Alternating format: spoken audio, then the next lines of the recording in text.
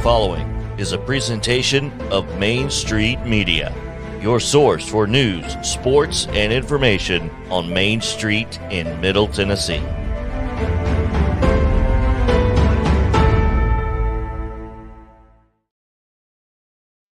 Sound 30 years of the best sports talk in Middle Tennessee, featuring Tennessee Radio Hall of Famer George Plaster, Tennessee Sports Hall of Fame coach Watson Brown, and Young Guns Billy Derrick and Michael Sindrick. And now, here's your host, George Plaster.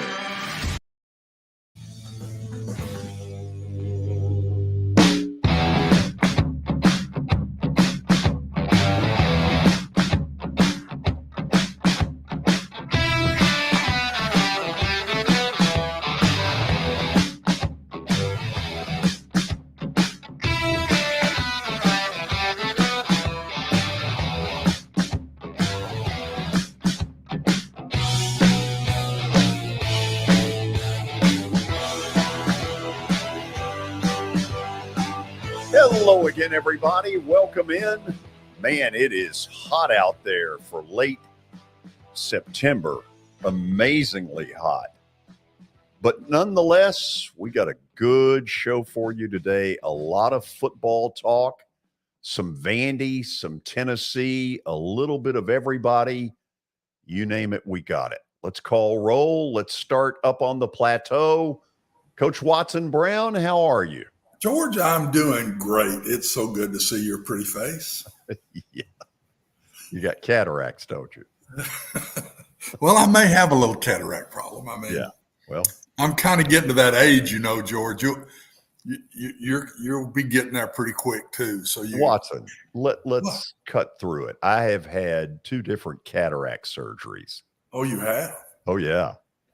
So I'm kind of cutting up, and you had some seriousness. So no, not really. Apparently years ago that was a serious surgery, but as medical advances have happened, not so much so anymore, which is great. Yep. You need something to improve those eyes, so hopefully the surgery did that. That's really kind of you. So I have no problem blowing you off and saying hello to Billy Derrick. Billy, how are you? George, I'm doing great. Watson's been very unprofessional early. Early on. He's getting his shots out early. Oh, yeah. Same thing he did yesterday. Right. Early and late. In between, apparently, is my time. And I may take advantage of it later. I wouldn't doubt it. So let's get to our daily Titan update with Mr. Terry McCormick, whose Yankees have produced a 60 home run player in Aaron Judge. What a year that guy has had. Yeah, it's really crazy, George. I mean, Aaron Judge is the man. I don't think there's any other way to say it. You know, I tweeted out last night, only 6 men in history have hit 60 home runs in a season. 3 of them are Yankees and 3 of them are cheaters. Yes. Yeah. Y'all are one to talk. We're honest and above board. Sure you are. Yeah, no question. Absolutely. You are. Let me remind you of 2 names, A. Fraud and Roger Clemens. Roger Clemens was a Red Sox. Yeah. Alex Rodriguez, a Mariner and a Ranger. Sure he was. Yeah. So what do you know about this Buffalo player who hit the Titan coach? Well, his name is Bobby Hart, and he's a guy that was with the Titans here briefly last year. And, you know, there was a report that he tried to punch a Titans player and a coach kind of stepped in to separate them, and he made contact with the coach. Nobody has identified who the coach is. Nobody's identified who the player is, but the league has suspended Bobby Hart, for hitting this coach. And quite honestly, during the short time he was here last year as one of the fill-in offensive linemen, that's the first thing that we've seen him hit in terms of that. Really? He was not very good when he was here. Which is why he's now in Buffalo. Yes. Okay. Tell me the latest on Taylor Lewan. Is there anything new or different? Well, they're still evaluating Taylor Lewan. Now, the good news is he was in the locker room today, didn't have any kind of brace on. You could tell that his right knee was a little bit swollen. He was in a pretty good mood. He didn't want to talk on the record, but he was in a pretty good mood, which leads me to believe that perhaps, I'm not throwing this out here as fact, but just throwing this out here as speculation, but perhaps maybe it's not a season-ending injury. We shall see, as they are still doing tests and evaluating him. Now, there are plenty of guys who were out of practice, that's for sure. So let me get to my injury report here, George, see if I can call that up. I'm sure that I will be able to here in just a second. While you're waiting, Aaron Judge Yes. just signed with the Red Sox. Oh, let's not talk about that. Let's not talk about that at all. All right. We have a number of guys who did not practice today. We have Ugo Amadi with an ankle. A bug just flew in my mouth. Lovely. Bud Dupree did not practice with a hip. Jamarco Jones with a triceps injury. Taylor Lewan, obviously. Then several guys limited. Ola Adani with a neck. Danico Autry, who was limited and not injury related. Traylon Burks with an ankle. Christian Fulton, Dottrell Hilliard, Joe Jones with hamstrings. Kyle Phillips with a shoulder.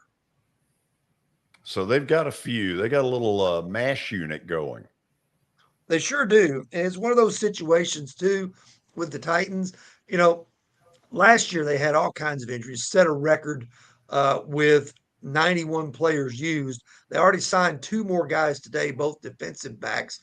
Terrence Mitchell off the Patriots practice squad and Andrew Adams off the Steelers practice squad. So already the roster carousel has started with this team. And, you start to wonder, and this is something I want to ask Watson and bring into just to ask the opinion of a coach.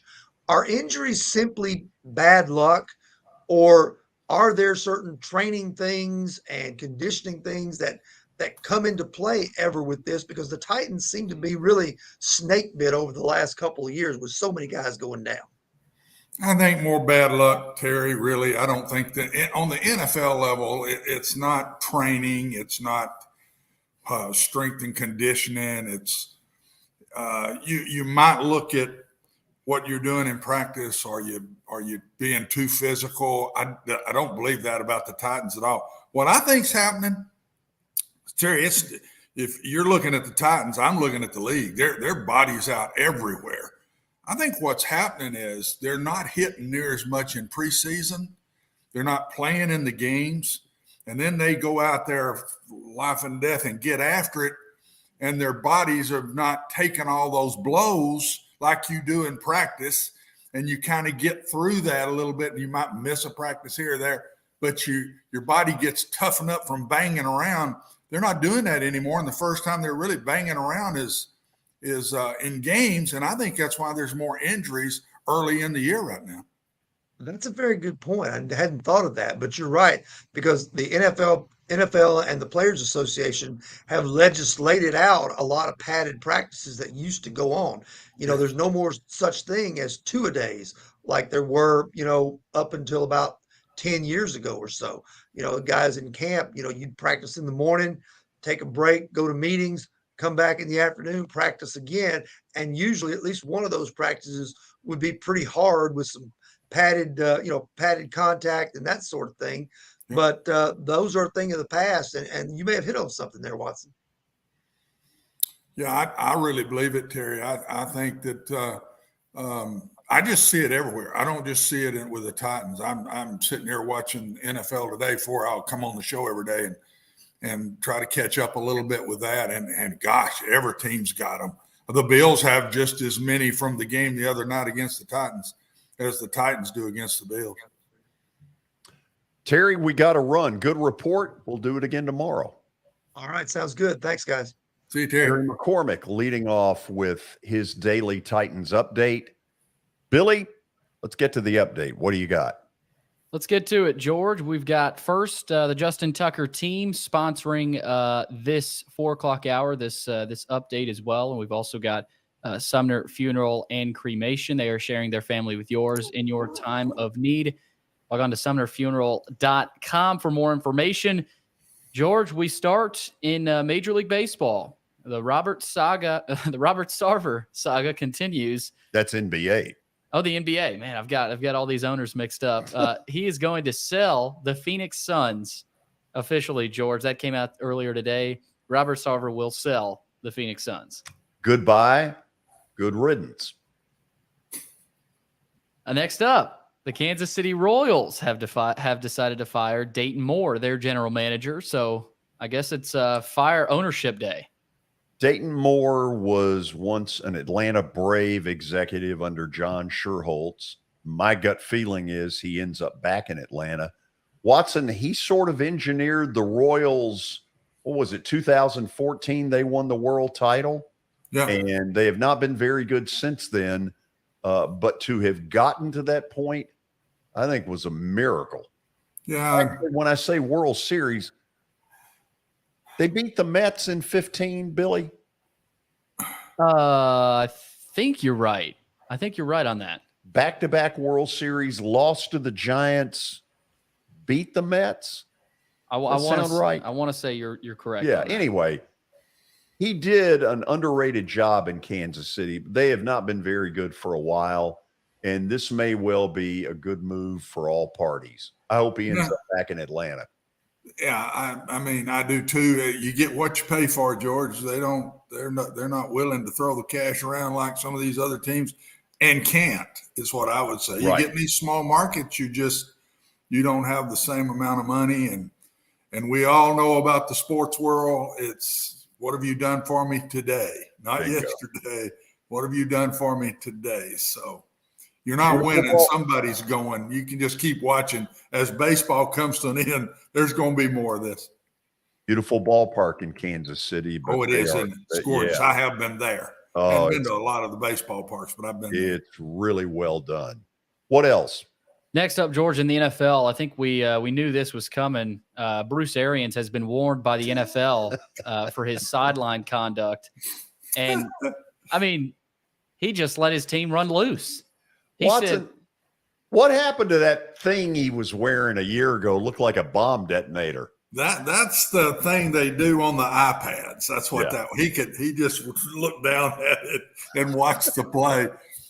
I sit there and watched it live with Bruce getting on him and Lattimore into it. And I watched it live and I said, oh, geez, this ain't good. This is not good. But it is him. Here comes Brady running down there. And then Evans shows up and we got a melee. But I'd say he's lucky that he wasn't told get to the box. They just told him to watch himself and don't be doing any of that. So I think he's kind of lucky, to tell you the truth. I wonder if Todd Bowles likes having him down there. Honestly, I wouldn't think he cared. It was his college coach. Yeah. Bruce coached Todd. He was a player. Matter of fact, I played him at UC. George, that was the first night of no huddle offense. Was against Bruce Arians and Temple. And look now, everybody in the world's doing it. Yeah. We lost our quarterback. I knew the backup was a freshman and he wasn't, or a redshirt freshman, and he wasn't ready to handle the offense. So I said, why don't we just line up in the ball, look over at me, and I'll give you a play when I see what they're lined up in. That was the first time that we ever did that. And now no huddle offense is the wildest thing in the world. They've taken it a lot further than we did. I don't mean that. But Bruce Arians and Temple, and we beat the fool out of them that night. But Bruce Arians and Temple and Todd Bowles were in that game. Wow. What else, Billy? George, we got some scores to update everybody on in Major League Baseball. Washington defeats Atlanta earlier today, 3-2. That's a final. But there's better news. There is better news. Milwaukee is up on the Mets 6-0 right now in the bottom of the 8th. So feels like anytime the Braves lose, they get lucky with everybody else around the league. Yeah, it looks like it's going to stay a 1-game deficit. It sure looks like this thing's going to get decided with the 3-game series in Atlanta, not this weekend, but next weekend. I'll bet you George Plaster shows somewhere in that series. Just bet you. I bet he does too. Yes, sir. Let's just say this. That thought is percolating. Got to save your money, though, for the playoffs because they're in now. You can't just shoot. You can't shoot the whole wad of money here too early. Right, but there's a certain level of money where they do it. Where they do it up toward that World Series stuff now. It's over your head anyway. So. Yeah. Main Street Media needs to pay you a lot better if we're going to the World Series. That World Series stuff. Anything else, Billy? Yeah, we got Nashville SC tonight, George. They play the Liga MX Giants Club America. I don't pretend to know what that team is. I know quite a bit about them. Sure you do. 8 o'clock tonight at Geodis Park. George, beautiful stadium, by the way. I mean, that's a Geodis? Great place to watch a game. Have you now been there? I've been there before. Okay, Yep. Good. So have I. Okay. After the break, you and Clark Lee talk about Vandy, Alabama. Yes. Vanderbilt, Alabama, a little bit of Northern Illinois talk as well. He was in a good mood, George. It was, bright spirits. Of course, you are 3-1, but you're about to enter SEC play, so that might be changing. Okay, so Clark Lee after the break, SEC spreads for the upcoming weekend at 4:40. Then University of Tennessee play-by-play voice Bob Kesling at 5 o'clock on the button. And then a story about Kent State that will get your attention. A lot going on, most of it in the world of college football, as we bring you back on Main Street Media Television.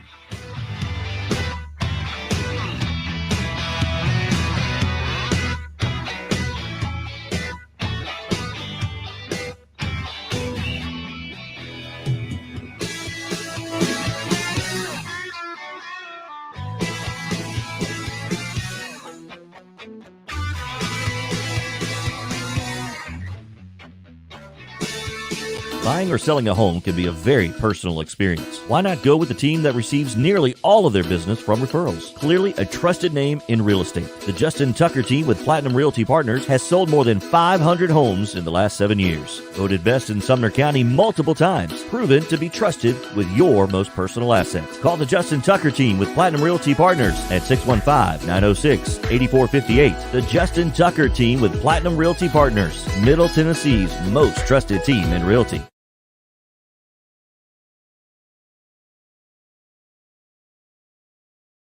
I highly recommend Sumner Funeral and Cremation because of their caring nature and attentiveness to detail. Pre-planning your funeral now will bring you peace of mind and less stress to your loved ones. When the chaos of losing you happens, your family can honor and celebrate your life, knowing things are happening just as you wanted them to. Pre-planning determines the details of your funeral, cemetery services, and can be less expensive. We are honored to serve you and are always here for you in your time of need. Sumner Funeral and Cremation. Traditional, affordable, dignified. SumnerFuneral.com.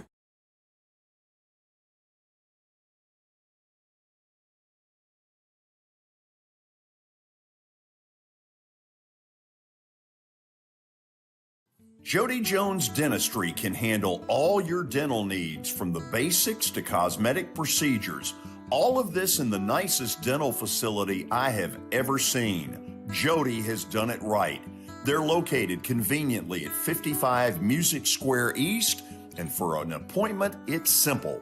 Dial 615-259-5100 and tell them Plaz sent you.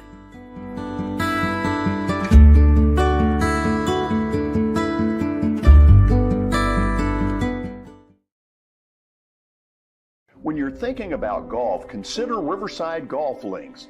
Under new ownership, the course has improved dramatically. It's now 27 holes, complemented by a 9-hole executive course. Book a tee time now at 615-847-5074 and get ready to enjoy the beauty of golf in the Old Hickory area at Riverside Golf Links.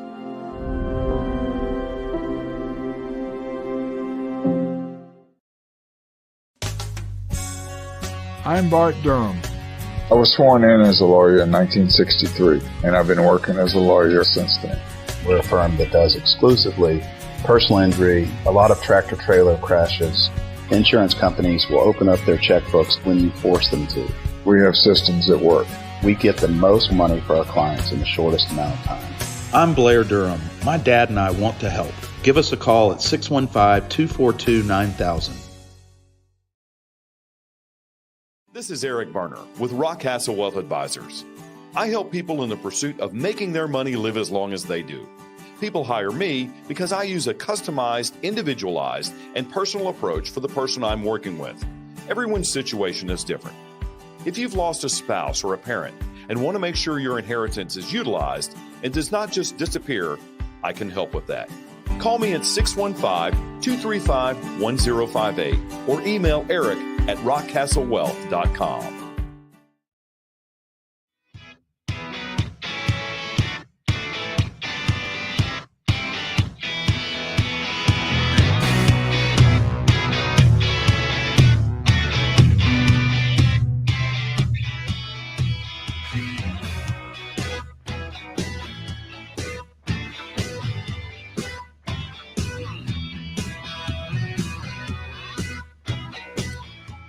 So Vandy goes 3-1 in the non-conference, wins over Hawaii, Elon, Northern Illinois, a loss to Wake Forest, and now it's conference play that begins for them Saturday in Tuscaloosa against the second-ranked team in the country, the Alabama Crimson Tide. Earlier today, Billy Derrick caught up with head coach Clark Lee.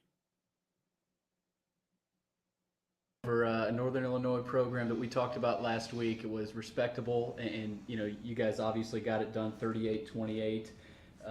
Sitting at 3-1 after the win on Saturday, what did you like about your team's ability to kind of claw back into that game and end up getting the win? It was a character win. I mean, I think you know, we had talked a lot about the ability to step on the field when things aren't going well and dictate the energy, you know, and that takes confidence and belief and mental intensity, and we talked a lot about that this season. These guys feel good about their preparation, they feel good about the program process, but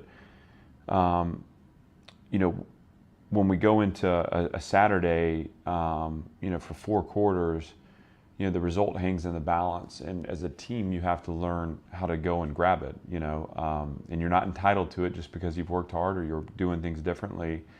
And so I felt like I saw a group there in the second half, in the third quarter, that made the decision collectively to go get it. And it started with, you know, the defense generating stops, and I thought that was, you know, they had a couple of explosive touchdowns that were frustrating, and a couple of early drives that were frustrating where we weren't able to work to the stop. So for them to come out and to get that first stop, you know, deliver the ball back to the offense, and then, you know, I felt like there were just a sequence of counter punches there that you know, we crawled back in, and then we slammed the door shut, and it was fun to be a part of.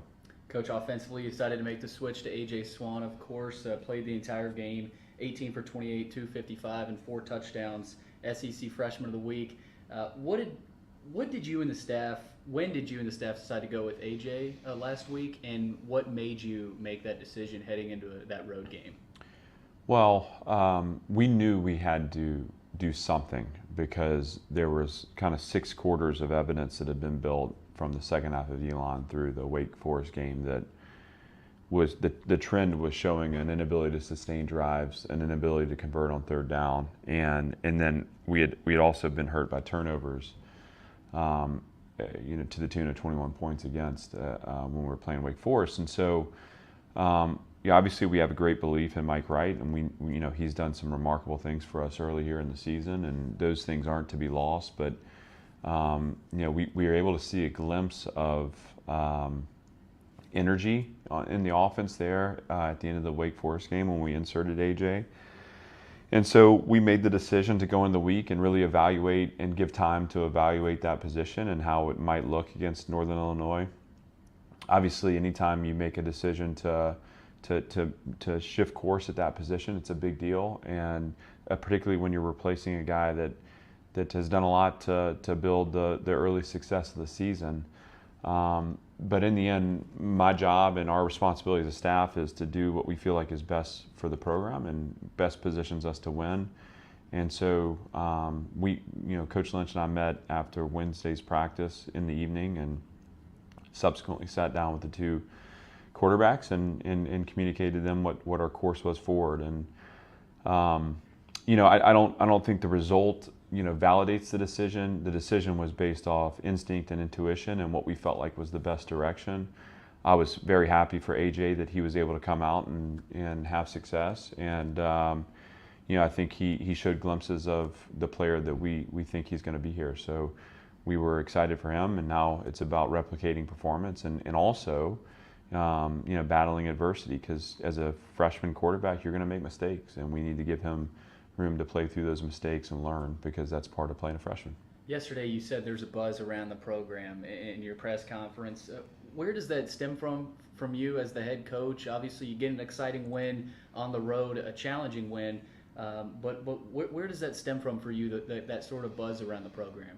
Well, we have a group of people here that believe in the process we're undertaking, and again, we have conversations, particularly as a coaching staff, just around what progress looks like and what defines progress. And you have to be able to look at a team in a build that you believe in, and always keep vision for what this will be down the road.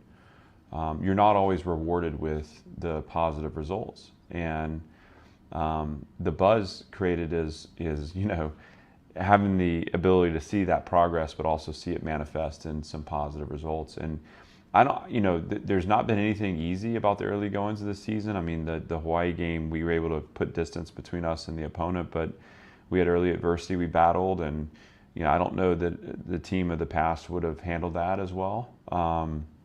I thought, again, in that game, we took a dominant mindset for 4 quarters, and that was fun to be a part of. But Elon was a tough, gutsy victory here.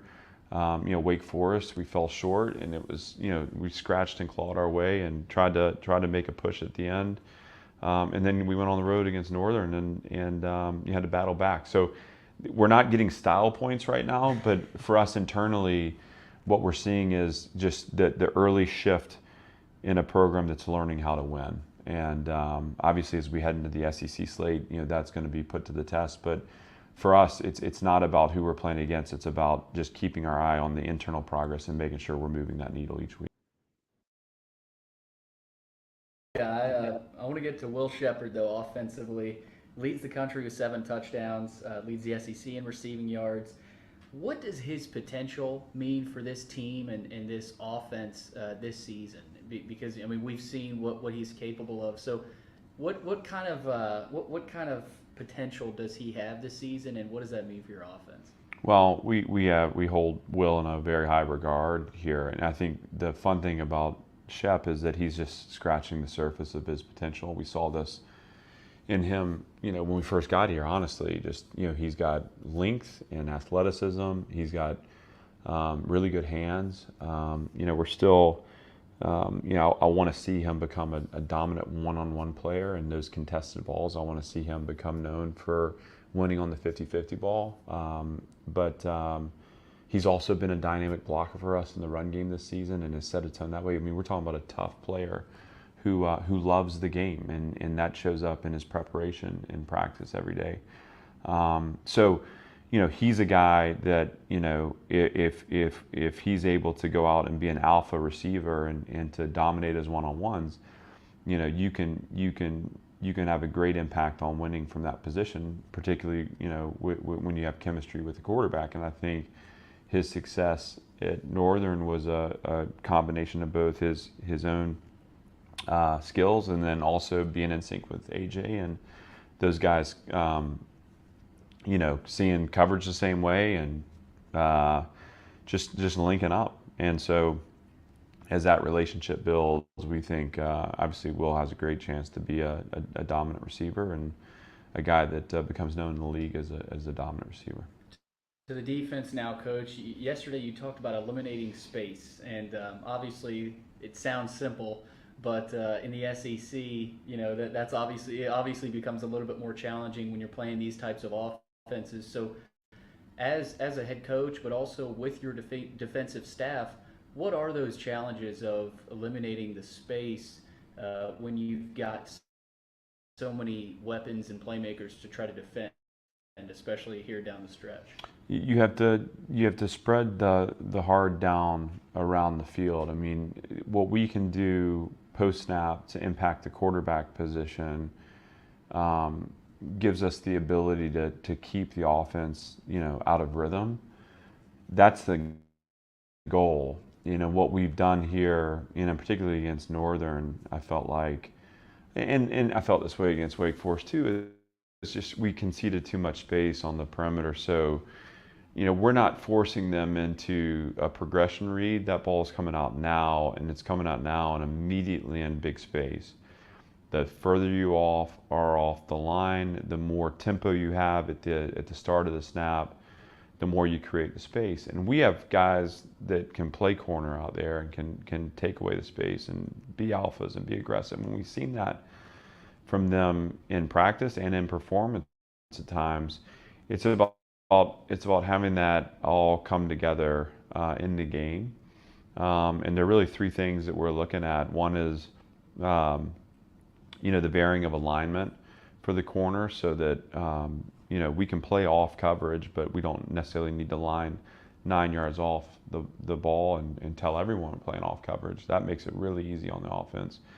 The second is just the fundamental techniques involved. So every call we make, every coverage has a leverage, has a depth, has a tempo, and getting mastery over those things.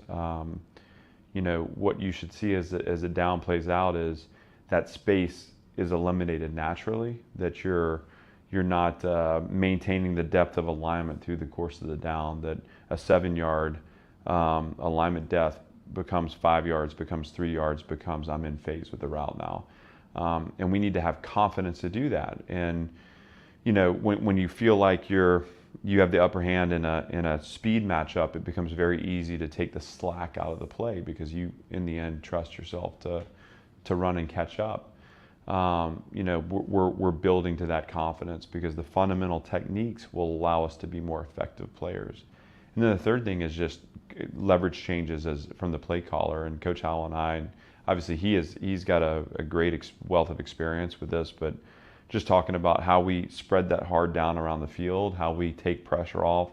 If we want to eliminate space, we have to be willing to press at times. We have to be willing to, cloud the corner and do some things that, again, attempt to steal the rhythm of the offense. What we can't do is sit back at 9 yards, allow pitch and catch completions, and allow an offense to get in a rhythm. A 5-yard hitch that's tackled immediately, even if it sets up 2nd and 5, to me is a good defensive snap. But it's about taking that space away, and it's about having the fundamental technique to take that space away that'll force the offense down the play sheet. SEC plays here. This is what you play for. This is this is why you come to Vanderbilt to play in the SEC. Starts with Alabama in Tuscaloosa. Obviously a top 5 team. We know how good they are as a program. How do you prepare? We just talked about defensively overall, but how do you prepare for an offense like in Alabama that will spread you out, but they also want to establish the run? Yeah, they have a really good run game. I mean, it's we devise schemes and structures to try to counter that. Again, I think going back to space in the run game equally. I mean, the bigger that they're able to make the windows to run through, the more challenging the tackle. And when we're setting up one-on-one tackles on the perimeter, it doesn't matter who you're playing against. Those things over time create explosive plays. The preparation though needs to be focused on Vanderbilt. It's our design that looks to force the offense again down the play sheet or to make them play left-handed. What we're looking for though is pulling the line of progress through the season. So, for example, the ability to cage the quarterback. That showed up last week where we had some rush lane integrity issues that the quarterback was able to extend the play, and obviously that's something that we need to have a heightened focus on this week because we're playing against a quarterback that will make you pay for those things. But that's not about Alabama. That's about us improving within our structures. The first drive against Northern Illinois, there were two passes. Both were covered perfectly and well enough to where the quarterback was kind of retreating and trying to extend the play. Well, in both instances, in the moment of the play was broken and we're starting a scramble drill, we left our coverage responsibility and got eyes on the quarterback, which allowed two receivers behind us, which ultimately led to the first score. That's not a Northern Illinois thing. That's not an Alabama thing. That is a Vanderbilt thing. We have to understand the importance of plastering coverage and maintaining body-on-body contact with our coverage down the field so that we don't allow plays to extend and go for explosives. And so we keep a focus on us because in the end, our success is going to be dictated by our ability to continue to improve and to grow this team two, into a collective force. And what we'd like to do is take that force each week and measure it against the opponent, but know that the better we build it, the more capable we're going to be of taking ownership over the outcome. That's Vanderbilt head coach Clark Lee ahead of the Alabama matchup on Saturday night, 6:30 p.m. kickoff on the SEC Network in Tuscaloosa. Coach, thanks for taking the time. Great to be with you. Okay, so Watson, I know both of us think they are better. I think they are marginally better. I went to the Wake Forest game and they weren't very good. And that's the one really SEC kind of team they've played. In your opinion, how much better are they? They're marginally better talent-wise. This quarterback will up that a little bit. They're playing much better than they did last year. And to me, Clark is right. I always went into these games, and I was in a bunch of these games. I mean, I told you yesterday I was probably underdog 75 to 80% of the games I've ever coached in. And I always would say to the kids, we don't got to beat them 10 times. We only got to beat them once. And just let's ourselves play a good game. Because if we don't play a good game, we got no chance. It's over anyway. Let's play a good game. Let's don't get intimidated. Let's don't go out there and go nuts if we go up 14-0. Let's don't go out there and go nuts if we go down 14-0. Let's try to get this thing to the fourth quarter, and then all of a sudden the pressure's on Alabama instead of on us. And so I agree with everything Clark is saying. You better take care of yourself and not look at the other end in warmups and say, good Lord, look at those guys. You can't do that. And I always thought my teams, and I mean, I started a program at UAB and my first Division I game was Auburn. And I never thought my kids were intimidated. I think he's trying to get to that point, George. And so the way I say it is marginally better talent-wise, much better playing-wise. They're playing more solid football. And the one game they didn't, honestly, was the one game they needed to, was Wake Forest. They did not play very well that day, and that made the score doubled over what it probably would have been. I think Vanderbilt could have played with Wake Forest, but not with the mistakes they made. Okay, we'll go to the break on that. Then we'll check in on the games around the SEC. There are a couple of spreads that Vegas has put out that has surprised me. Then at 5 o'clock, University of Tennessee play-by-play voice Bob Kesling will join us. This is Main Street Media Television.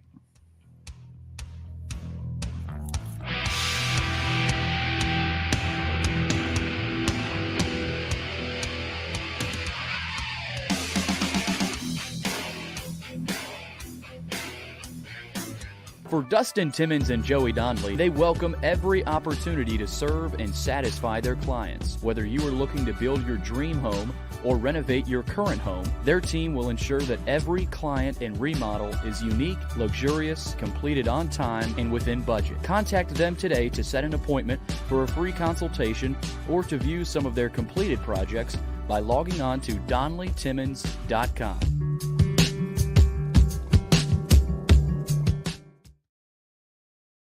At WellSkin Dermatology and Aesthetics, we pride ourselves in providing access, innovation, and a patient experience second to none. Access to care and treatment when you need it. Innovation with medical-led cosmetics and various on-site technologies for full-service treatments with a customer experience that is calming, casual, and effective. Independently owned, providing medical, surgical, pediatric, and cosmetic dermatology and more. Visit WellSkinMD.com to schedule your appointment today. WellSkin Dermatology and Aesthetics. Access to healthier skin.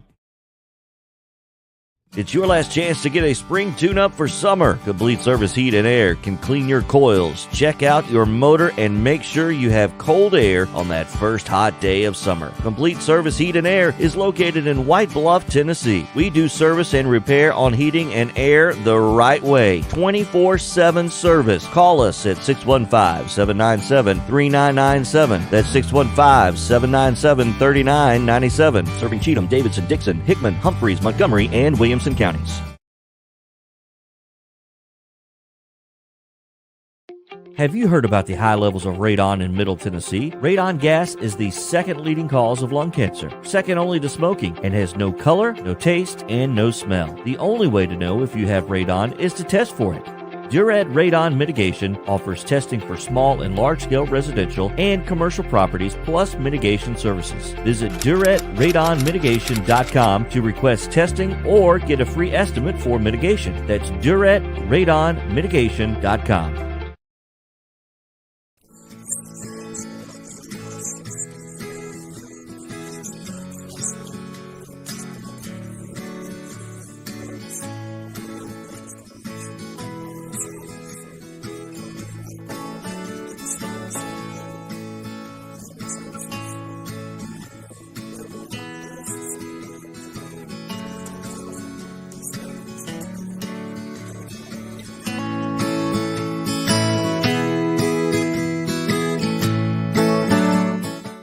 Since 1865, the First Baptist Church of Gallatin on Winchester Street has served its community by catering to the least, the last, and the lost, providing a church of welcome used by God to save the lost, transform the saved, and impact its community. As a proud multi-ethnic congregation, Pastor Derek Jackson personally welcomes you to join them in fellowship Sunday mornings at 8 in person or at 1045 in person or online at firstbaptistgallatin.org. First Baptist Gallatin on Winchester Street, serving with open arms as a true church of welcome. Serving Williamson and surrounding counties, Bone and Joint Institute of Tennessee offers comprehensive orthopedic care with 16 subspecialized physicians. Our practice provides high-tech care with a hometown touch. We offer physician clinics, physical and occupational therapy, advanced imaging, and surgical services, including interventional procedures. Call us at 615-791-2630. We're Bone and Joint Institute of Tennessee. High-tech care with a hometown touch.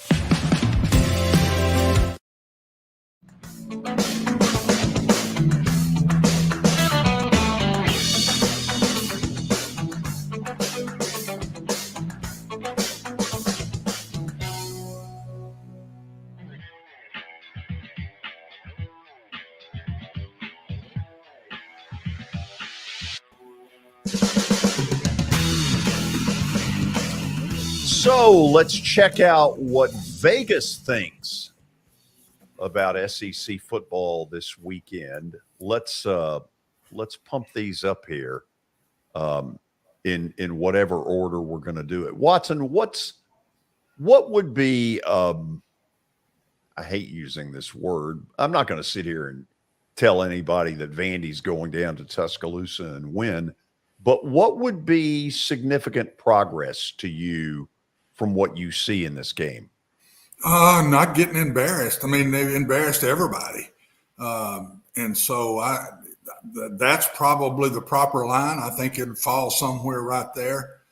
Play good. Don't be intimidated. You can watch kids as fans, and you can watch the game and you say, ooh, they're intimidated. I thought that happened a little bit to the Titans in the secondary the other night. You can see if the Vanderbilt kids are intimidated in this game or they went out there with confidence, and I'm anxious to see 3 wins. This is what I've preached to you for years now. They got the preseason schedule the way I thought it ought to be.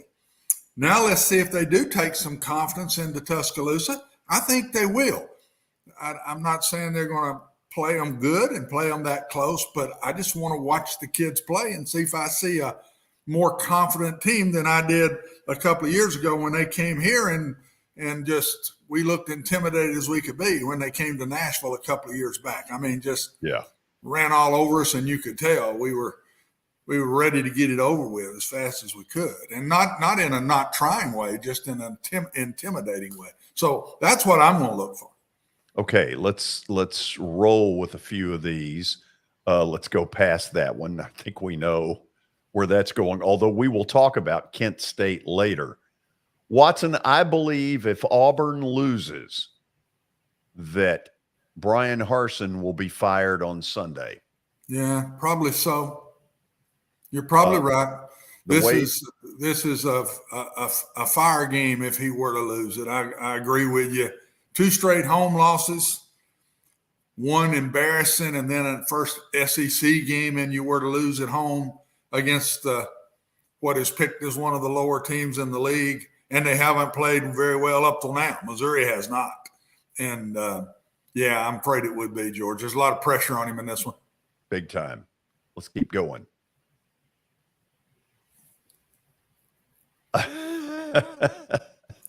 The MAC's got some issues these days.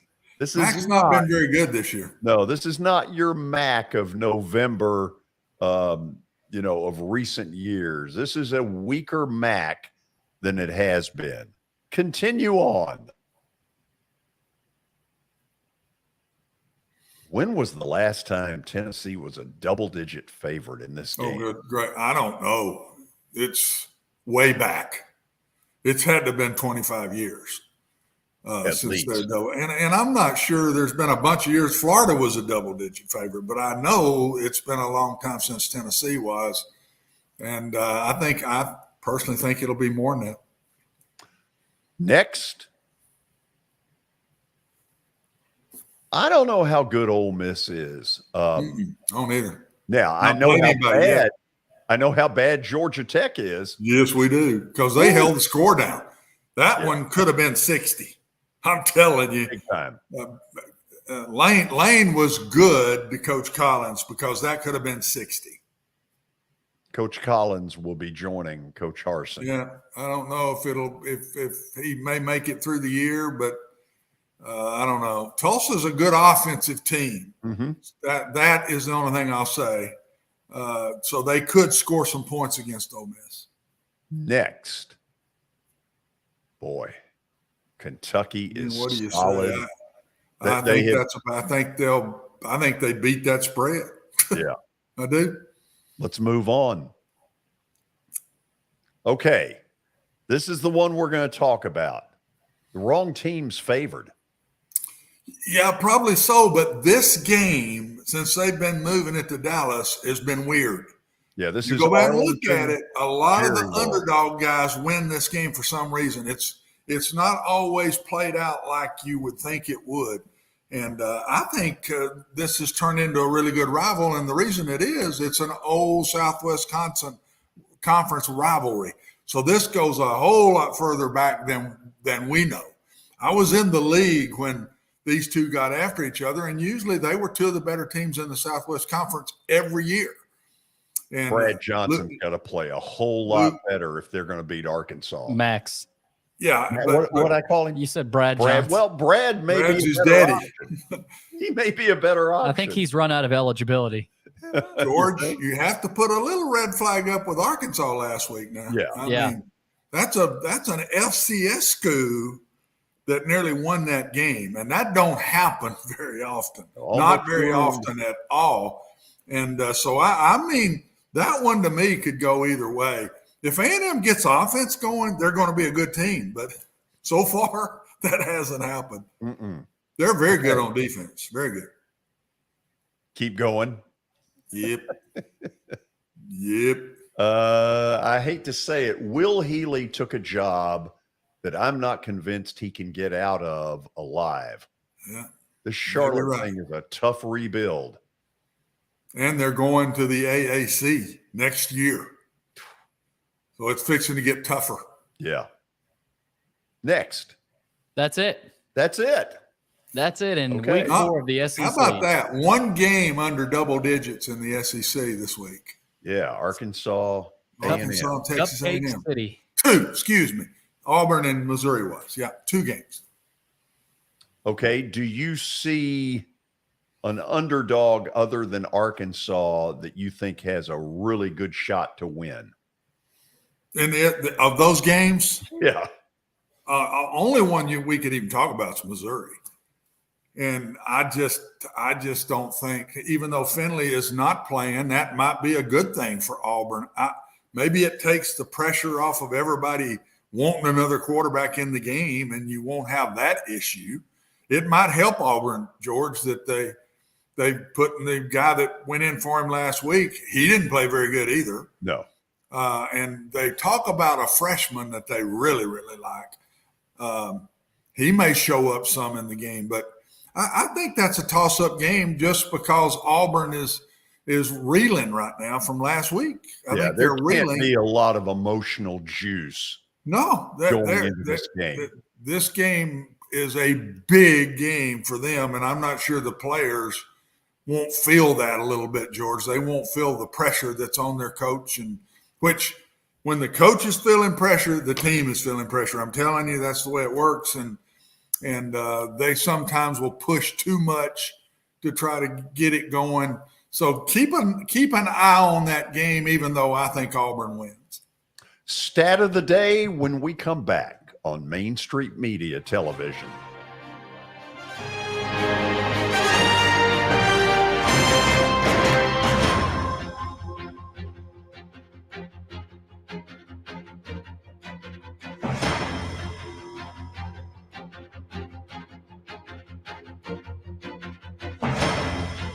This is attorney Bart Durham, and this is me. I'm Aaliyah. Keeping in good physical condition is really important to me. But when I had a wreck with a tractor-trailer truck that hurt my legs so bad I couldn't work for almost a year, I knew I needed a lawyer that understood tractor-trailer cases. So I called Bart. Bart gets millions of dollars for his clients every year. At Bart Durham Injury Law, we've handled hundreds of tractor-trailer cases.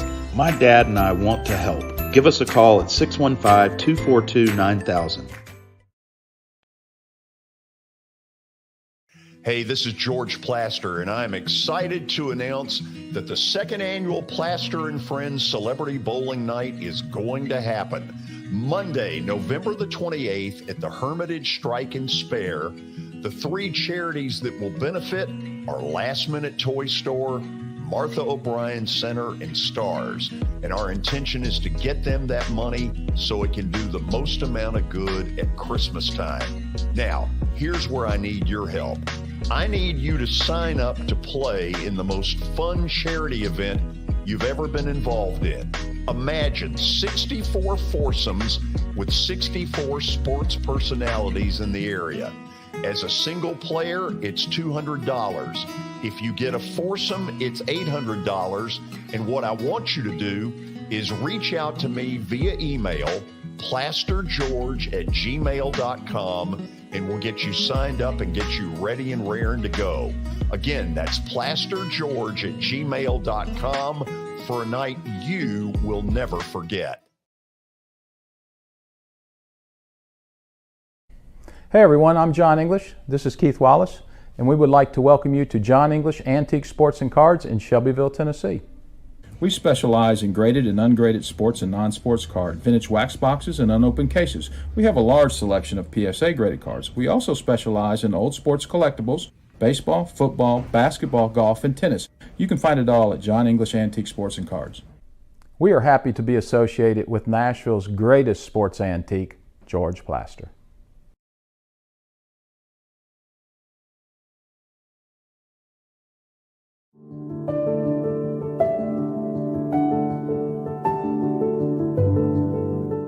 Welcome to the Omni Nashville Hotel. Urban elegance with a vintage touch. Our 800-room hotel opened up in the fall of 2013 with 746 guest rooms and 54 suites.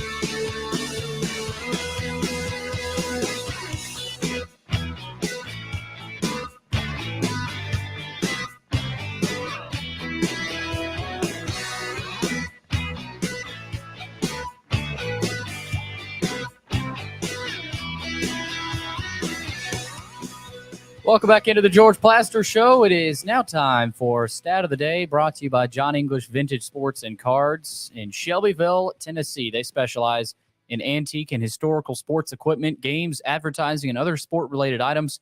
You can visit them in Shelbyville, of course, open Tuesdays through Fridays from noon to 5 o'clock and Saturdays from 10 a.m. to 5. Visit them online at johnenglishgradedcards.com. Also, Eric Berner with Rockcastle Wealth Advisors. Call Eric at 615-490-7052 or visit rockcastlewealth.com for more information. Let's move on to today's stat of the day. Here it is. Who is the only NFL team that has not yet had a lead this season? Wow. Okay, that's a good one. By the way, University of Tennessee play-by-play voice Bob Kesling will join us at the top of the hour. Looking forward to that. That was a nice way to stall to try to get ourselves to where we wanted to be. I believe, Watson, that the answer may be the old Cincinnati Bengals. What do you think? Yeah, you may be right. Super Bowl champs. Runner-ups. I think you're right. I don't think they have had a lead yet. You know, I'm just I'm stalling around here for a minute to try to make sure of where I'm going with this. The Bengals were down 14 at the half to Dallas, tied them at 17, but never had the lead. Against Pittsburgh, I think it was the same deal. I think they tied Pittsburgh, but I don't think they ever had the lead. So are we feeling good about this? Let's make sure. Okay, of the win list, the Titans obviously. Let's head through. The Titans, I know, did. The Jaguars have won a game, but did they have the lead till the end? Yes, they had the Colts the whole time. Have the Colts had a lead? Well, hold on. Let's think through that. The Colts tied in Houston. Yeah, but that wasn't the lead. Right. That wasn't the lead. The Colts could be a possibility. What about the league, the Patriots? They've had a lead because they won the game. Well, and they won. They won in Pittsburgh. The Ravens. The Ravens. Had leads, obviously, against Miami. It's either Cincy or the Colts. What about the Jets? Well, they've won a game. Yeah, but this could be one of them setup questions. That has not yet had a lead. Well, if you win, they didn't take the lead. Have to have the lead? Well, didn't they score on the last play of the game? They onside kicked. Yeah, no, it was with 7 seconds left. It is not the Jets. Okay. It's one. So we got to go with the Bengals or the Colts, right? Yeah, and you know what? It's one of the two. You want to go with yours, the Colts? I don't know. Either one, George. Pick it. I think either one's a good choice. It's one of the two. Let's just see. Bengals. Yeah. I'm feeling good. Good job. We talked through that one pretty good. We did. You almost talked me out of success. Yeah, that wasn't good by me, was it? No. Okay, have we officially reached the 5 o'clock, or are my eyes deceiving me? Your eyes are not deceiving you, George. We are into the 5 o'clock hour as we await Bob Kesling. This 5 o'clock hour is powered by Middle Tennessee Bone and Joint. They combine state-of-the-art orthopedic service with a family atmosphere. Whether it's a sports injury, a sprained ankle, or a major joint replacement, Middle Tennessee Bone and Joint Clinic has the staff, training, and equipment needed to take care of any patient in any circumstance. Their mission is to provide high-quality, specialized orthopedic care in a compassionate manner to the people of Columbia and Middle Tennessee. Visit mtbj.net for more information. Are you calling him, or is he calling us? We've got him, George. Okay, beautiful. Let me tell people a couple of things that they may not know. Number one, Bob Kesling and I were both raised in the broadcast world by the same person, the late Paul Lyle, who taught Bob Kesling at WIVK Radio, one of the real powerhouses in Knoxville. Then Paul moved to Nashville, and I conned him into hiring me at a little AM signal, WKDA, which also had a powerhouse KDF with Carl P. and that group. And then Bob Kesling and I did a package of Nashville Sounds games together on television. Bob, have we been paid for those? I don't think. I'm surprised they hired us in the first place. I wasn't expecting to get paid. So I know I didn't get any mileage coming over to Nashville to do those games. We had a lot of fun. Yeah. I do remember we did one. I guess we did a road game one time at Oklahoma City on TV, and that was one of the hottest days of my life. I thought the whole booth was going to melt. And Oklahoma City in August is not a really good place to be, but that was a good. They were the Reds affiliate back then, and Rob Dibble was on that team, and a bunch of other guys. So it was a lot of fun. It was a lot of fun doing those games. George, Paul, how you guys doing? We're doing good. And say hello to Watson Brown while you're at it, Coach. It's good to talk to you again, Bob. Good to talk to you, man. I watch you a lot. Hadn't seen you in a while. I guess the last time I saw you, there was a thing at there in Cookeville, and you and Mac were there. Yeah. And I emceed the banquet, and you guys were getting some kind of award or something like that. So, going into the Hall of Fame or something there. Going in the Hall of Fame, yeah. Yep. Yeah, that was a fun night, though. That was a good night. It was good to see you. That was the last time that I think we saw each other. Yeah, I think that's right. So, Bob, you have called a bunch of Tennessee, Florida football games over the years. When was the last time you felt this much hype and excitement? Oh, probably some games back in the early 2000s that you thought that the Tennessee had a chance. But, I've never been around a Tennessee-Florida game where the fans are so convinced that they're going to not only win the game, but win it by a big margin. And sometimes that's fool's gold a little bit in this series, because there are a lot of times where the favored team hasn't won, and these things get flipped around. I do think Tennessee's got a more experienced team. I think they've got a better team. But, you never know when these turnovers start. Anthony Richardson might, turn into Superman on Saturday like he did against Utah. These things just have a weird way of playing themselves out. I think it's a very confident Tennessee team. I think it's a team that thinks they can score a lot of points on anybody.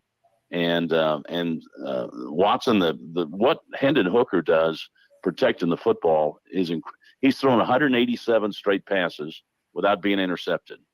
And that's a UT record, but he only had 3 interceptions all year last season. And you would think, maybe a ball be tipped, or maybe a ball bounce off somebody's shoulder pads or off his face mask or something, and it's going to turn into a turnover. That hadn't happened with Hendon Hooker. He really protects the football. I think he makes great decisions.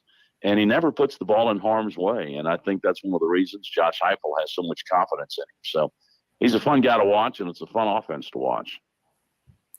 Yeah, and Bob, I give a lot of that credit to Hendon, but I also give it to the coaches because the throws I watch him throw, they're never in a crowd. So that tells me the plan is good, and a lot of this RPO when you've got one-on-ones, a lot of bubbles on the outside and wide receiver screens, whatever you want to call them, that are not hard throws. And when they take it deep, Bob, they're spread out so much that it's usually a single safety look because it's hard to play with double safeties against Tennessee's spread. And so it's a one-on-one layup ball. The safety can't get there. Hendon gets rid of it quick and doesn't hold the ball very long, even on their takeoff routes. And so I give a lot of credit to the coaches in the design of how they're doing it and the way they've taught Hendon on where to go with the ball. Now, where Hendon's really good is he will not force a ball. A ball is not in a crowd. You watch him. When he lets one go, it's pretty much a one-on-one look, a curl route in a zone that's open. But got to give the coaches part of the credit along with Hendon, I think, Bob. Yeah, I don't think there's any question, Watson. And, when they bring if you send one of your safeties, you cheat him to one side or the other, then they send the tight end right down the middle of the field. Yeah. And that's also creates a problem. And so they're just a hard team to scheme up. And you don't see many teams that put two wideouts, basically on the sideline, on both sides. And so your cornerbacks have to go out there and play them, because if you don't play them, then they just a little bubble screen, and then you got a tight end in front of your wide receiver, takes one block, and you're going to go 60 yards. So they scheme you up. They really do. And Pittsburgh, I thought, did a good job. They basically shut down Tennessee's run game. They do a lot of exotic blitzes and bring different guys. And they basically said their cornerbacks, you're one-on-one, see if you can win a battle. And if you win, we're going to, we'll win the game. If you don't, then we'll lose. But their cornerbacks played really well. But you're going to have to beat Tennessee, I think, you're going to have really good cornerbacks that can press and win one-on-one battles. They can keep the wide receivers from getting off the line of scrimmage and getting down the field. We'll see if Florida's got those guys, but there are a lot of teams that don't have cornerbacks that are that good, but that's what it's going to take to beat Tennessee. And if you bring a lot of guys out there, they're going to run the ball on you too. So they've got a great design. I think what it's done, Bob, is it's created what I call different forms of man-free coverage, because you can't play zone with those splits. You just can't do it. Even if you're in a 3-deep with a single safety, they're so wide, you're basically one-on-one with somebody. And the only thing I worry a little bit about is if somebody can cover them up, it's hard to run those pick routes from that wide of splits where you run a lot of shallow crossings and stuff. But what Tennessee does a great job of, Bob, and George, I don't mean to get technical here, but what they do a great job of is they pick from those stacks. They don't split you out wide. They'll split you out wide and stack them.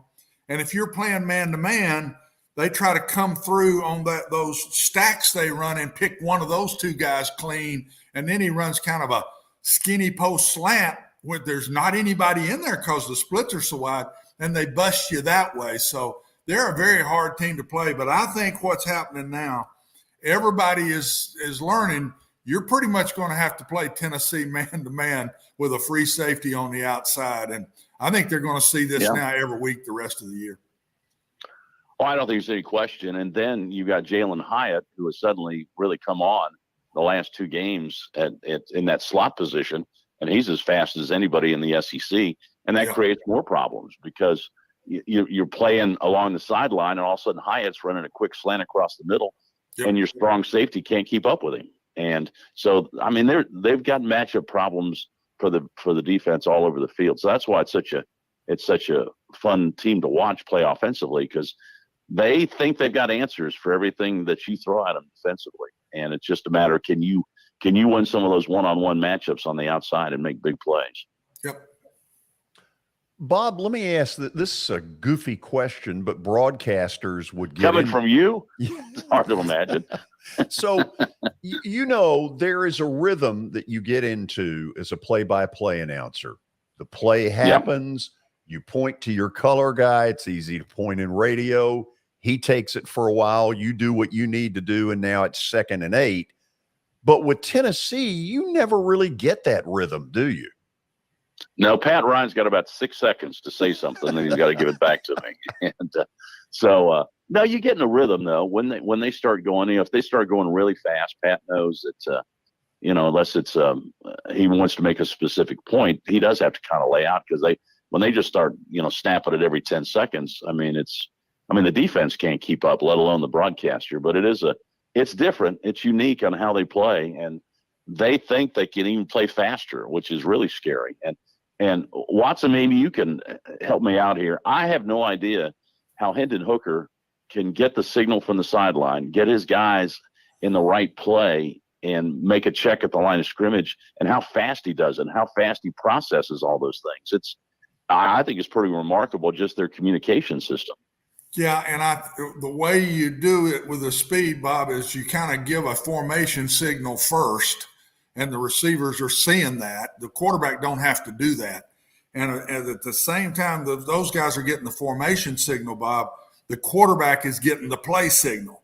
So it's killing 2 birds with 1 stone. And the other thing that Tennessee does that I really watched, if the receiver, whoever the play caller is, and I guess it's Coach Heupel, I don't know, but if their receivers ran a route and they're on the same side they started on, they bring them right back to the same side. You never watch them cross over the ball when they're going fast. So there's a lot to this in the way they do it. And of course, they don't change personnel groupings. They'll leave the same grouping out there, and which means the defense now can't change, and the official walks up and gets over the ball and won't let you snap it. They're very unique in some of the things they do, that every little piece they do, to me, speeds up their process. And I don't see anybody in the country that goes as consistently fast as Tennessee does. Nobody. No, they pride themselves on that. And that's what's so remarkable, how they get the communications in and get the play call, get everybody lined up within 14. I mean, it's and they do it in practice too. I mean, it's remarkable how fast they go in practice, and that's where you have to learn how to do it. But I do think that you've got to have a quarterback that can make this, because he's still got to look at the defense and make some decisions, pre-snap, and figure out, where the middle linebacker is, where the strong safety is, and all those type things. So he has to make some decisions at the line of scrimmage, and Hooker has been really good at doing that. He very rarely makes a mistake or throws the ball the wrong way. Now, he's thrown it high a few times, and, he got Tillman kind of banged up last week because of a high throw, but he's really pretty accurate most of the time, and seems to get him in the right play when they really need it. And he's just, he runs just well enough to be really dangerous. I mean, he's taller than you think, and he's bigger than you think when you see him in person.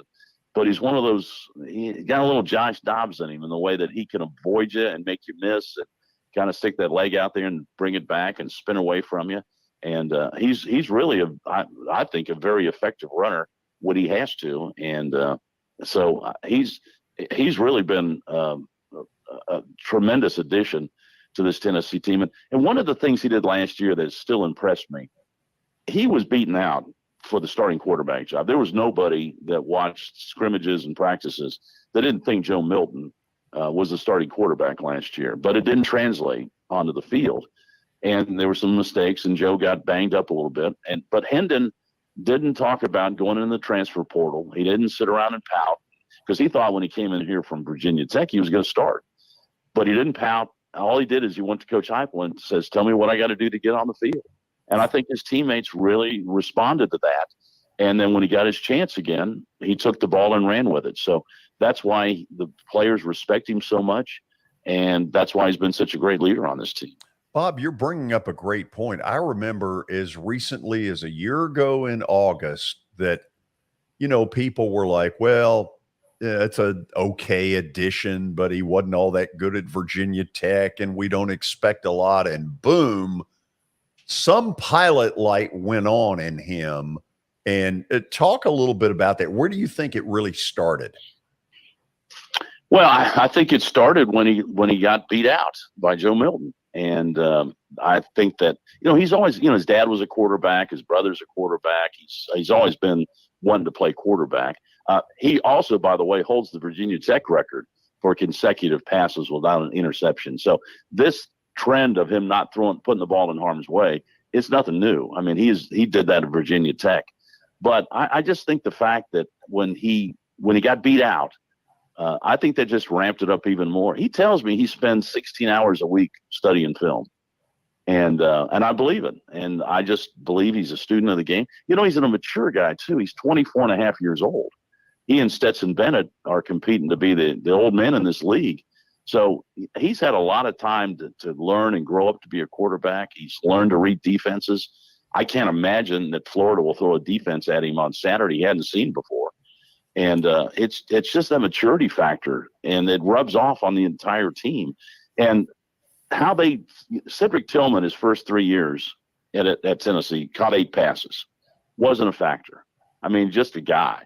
Then suddenly he gets with Hendon Hooker and gets with this offense, and he catches 64 and goes over 1,000 yards last year. And he and Hooker developed a really great bond, and I just think that talks about the player development. So this is a really a very mature quarterback that probably had a chance to maybe test the waters last year at the NFL, but decided he wanted to come back one more year and get better and up his stock. And I think it's been a really, really great story, and you just hope that it continues for him.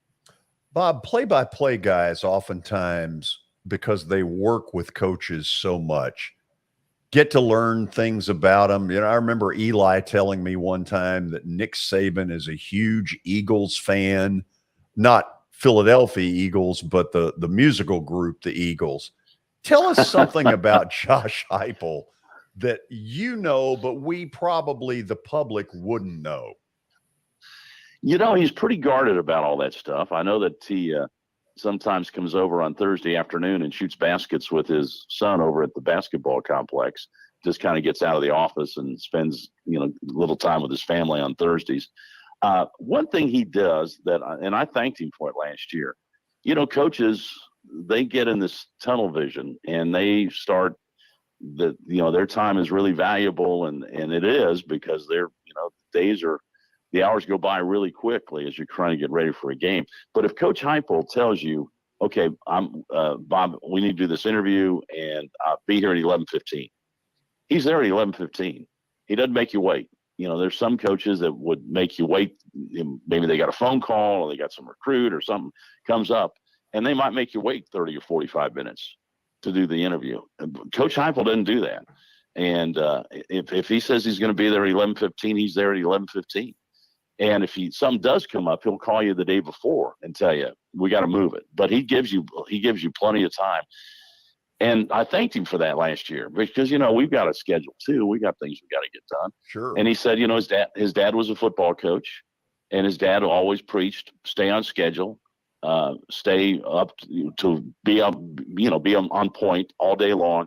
Don't vary from your schedule, because if you do, then things slip through the cracks and you lose and you time and you miss things and all that kind of stuff. And he said if his dad ever found out that he was not keeping on schedule during the day, his dad would kick his butt. But Watson, you can probably address that. Sometimes you got so much, head coach has so much stuff going on that the day gets away from you.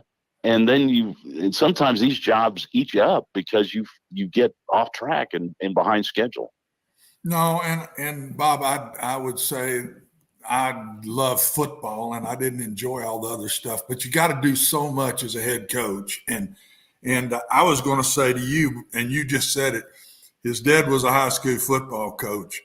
And I know where he got it from. I know exactly where he got it from. And it's the discipline when he was young through playing for his dad or whatever. And so, I mean, that didn't surprise me at all about him. And what I see in him, Bob, is he's a football coach. He loves to coach football.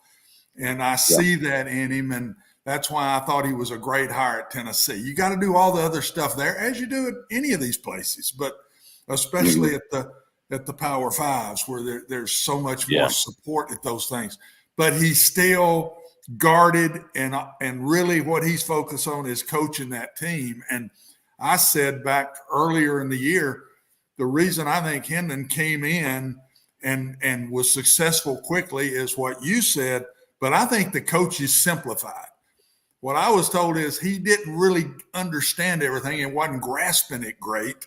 And I think they did a great job of simplifying him last year, and I see it a lot deeper this year. And they're not a check-off team, Bob. That's not what they do. But the quarterback has to either run the run or throw the ball off of nearly everything they do. Now, when they get to third and short, if you watch them close, they don't snap the ball.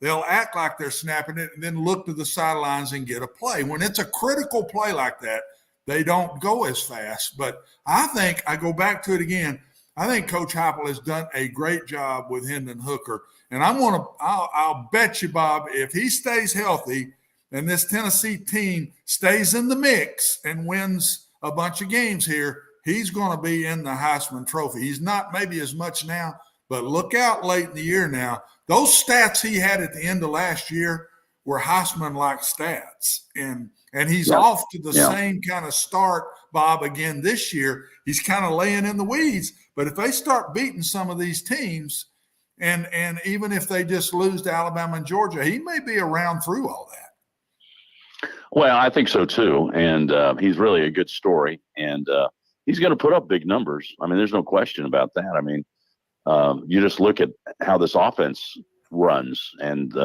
how many options they have.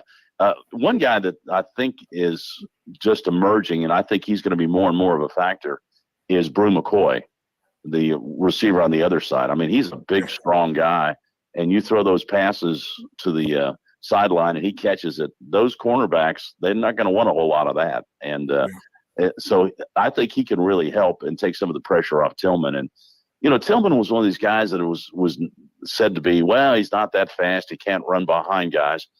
But you look how many times, and whether it's the play call or whether it's Tillman's route, but he's running free in the secondary, and he's got 4 or 5 yards on the cornerback. And that happens all the time. And it's pretty remarkable. And I guess that goes back to play design and everything else, but and running the right route. But Tillman has just been a guy that has emerged and is truly a star on this football team.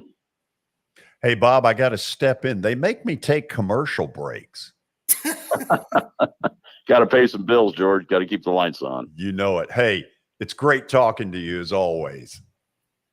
George, thanks. I appreciate it. That's a good man right there. Bob Kesling. He's the play-by-play voice at the University of Tennessee. He's been a good friend for a long, long time. Fun to have him on. Watson, after the break, a college football story that's going to get everybody's attention. It starts with the Kent State Golden Flashes. I'll leave it at that for now. This is Main Street Media Television.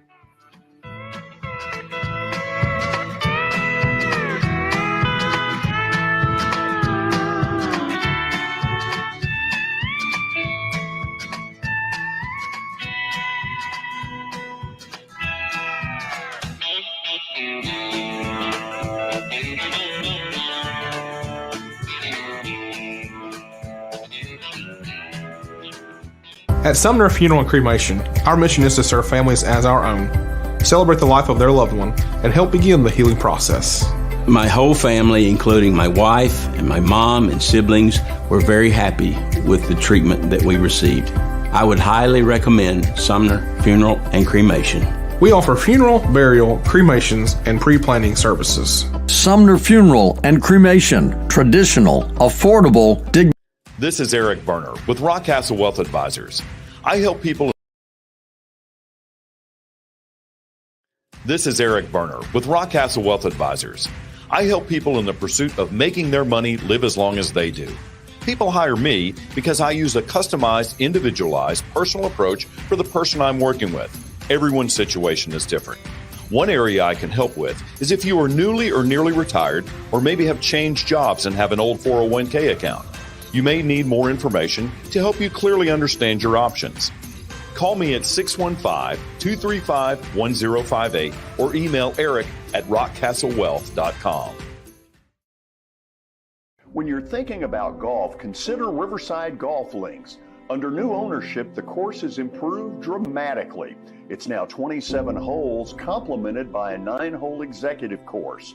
Book a tee time now at 615-847-5074 and get ready to enjoy the beauty of golf in the Old Hickory area at Riverside Golf Links.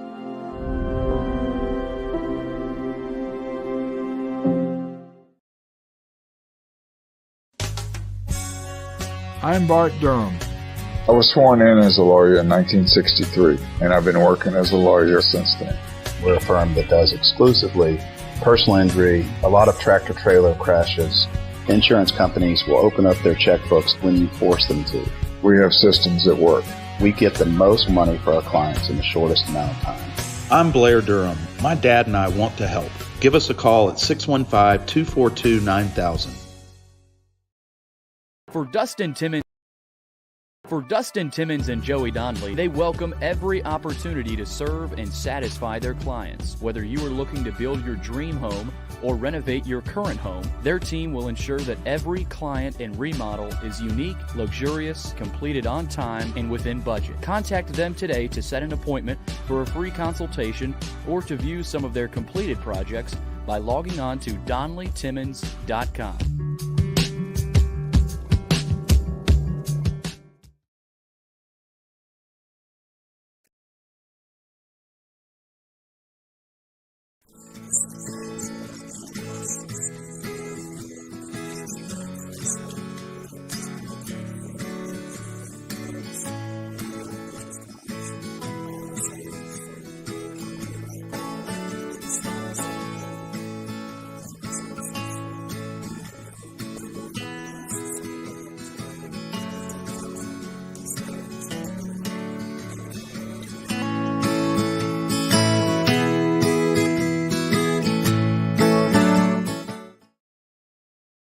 Serving Williamson and surrounding counties, Bone and Joint Institute of Tennessee offers comprehensive orthopedic care with 16 subspecialized physicians. Our practice provides high-tech care with a hometown touch. We offer physician clinics, physical and occupational therapy, advanced imaging, and surgical services, including interventional procedures. Call us at 615-791-2630. We're Bone and Joint Institute of Tennessee. High-tech care with a hometown touch.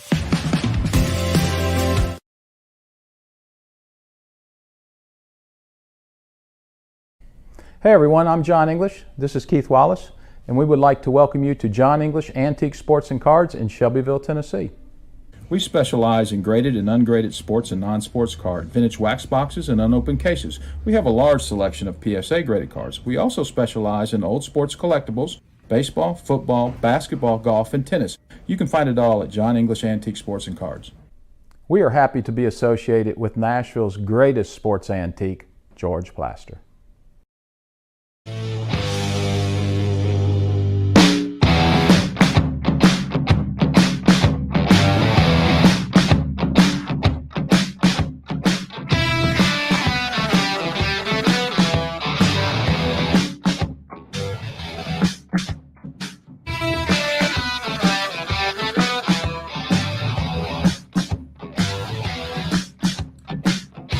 You know, every once in a while,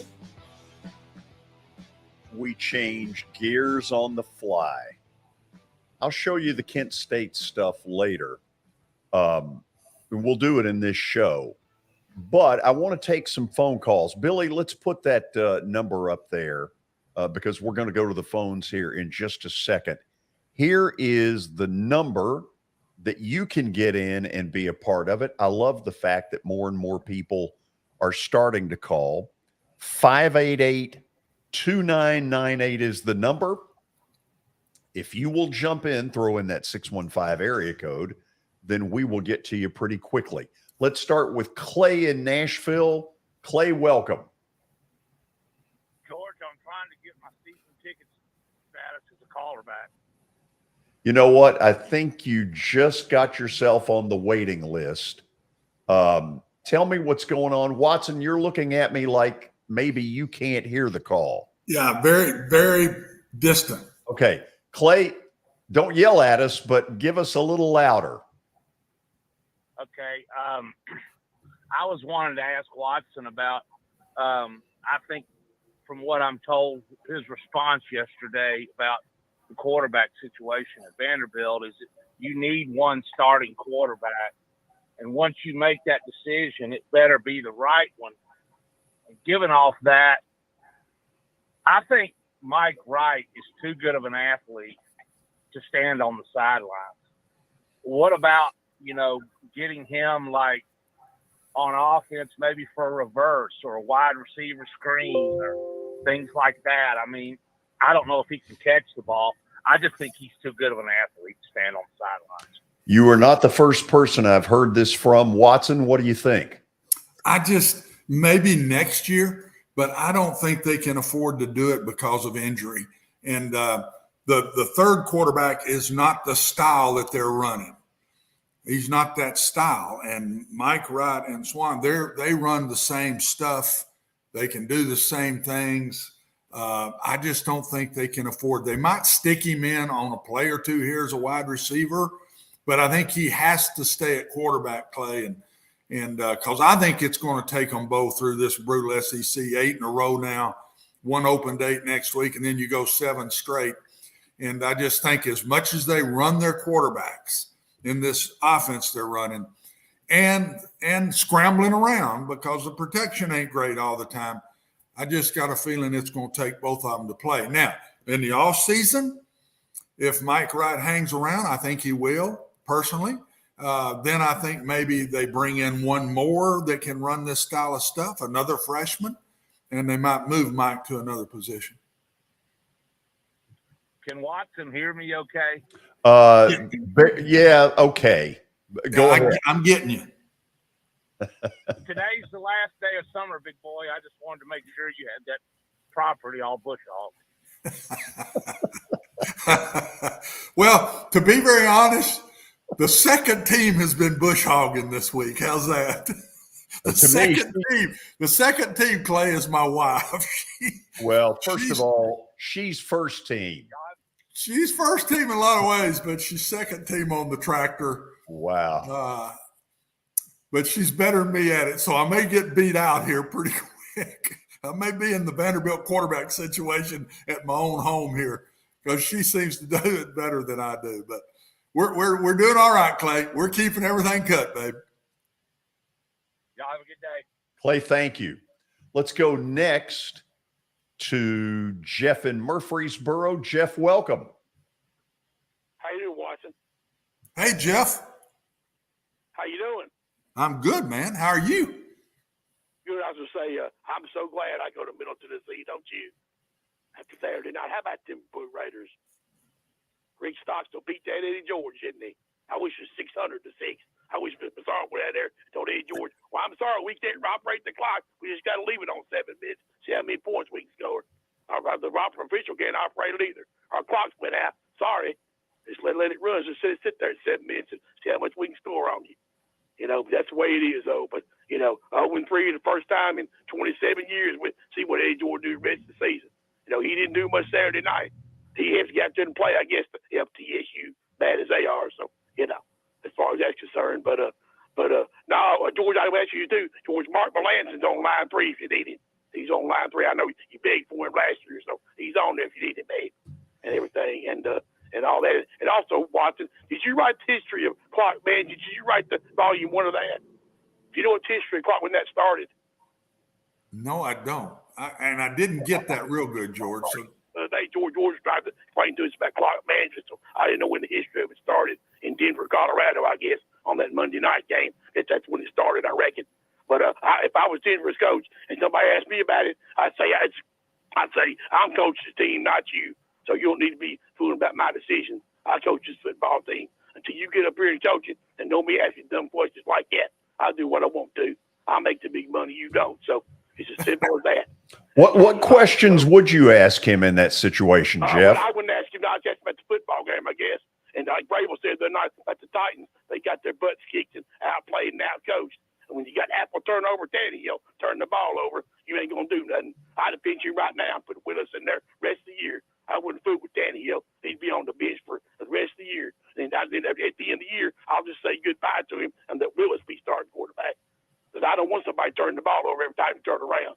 2 interceptions. There's going to be more turnovers and more losses. And like Guy told me the other day in the preseason, he said, why are Watson and George talking about a Titans game for an hour and the pre don't mean anything? I said, I don't know. You tell me. So, I mean, go Titans, I guess. See if they can beat the Raiders this weekend because, it's going to be a long season, looks like to me. So, y'all hang in there and have a good one. See y'all. I don't believe he wants us to talk about the Titans a whole lot, George. He needs to increase the medication. I will say, because we didn't talk about this too much, I will say I thought he played worse the other night than he did in the playoff game. Talking about Ryan Tannehill. The 2 interceptions in the second half were totally Ryan Tannehill's fault. I thought some of the interceptions in the playoff game weren't all his fault, as I've defended that.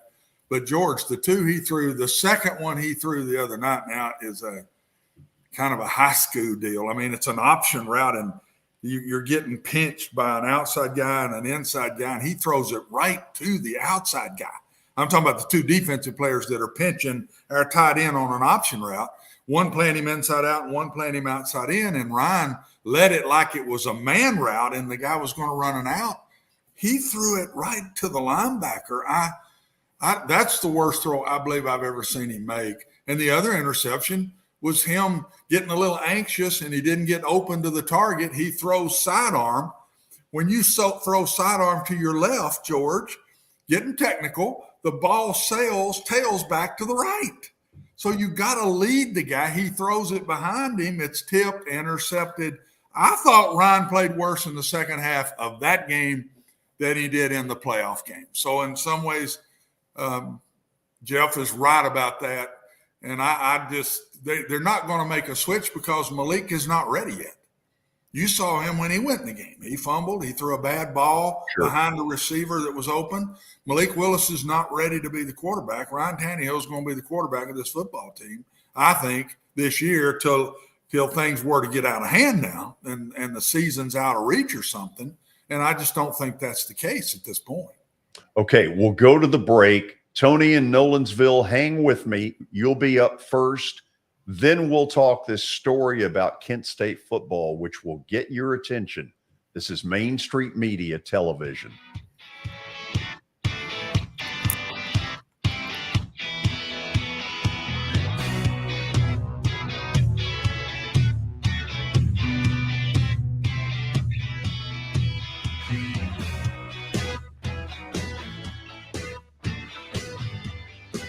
It's your last chance to get a spring tune-up for summer. Complete Service Heat and Air can clean your coils, check out your motor, and make sure you have cold air on that first hot day of summer. Complete Service Heat and Air is located in White Bluff, Tennessee. We do service and repair on heating and air the right way. 24/7 service. Call us at 615-797-3997. That's 615-797-3997. Serving Cheatham, Davidson, Dixon, Hickman, Humphreys, Montgomery, and Williamson counties.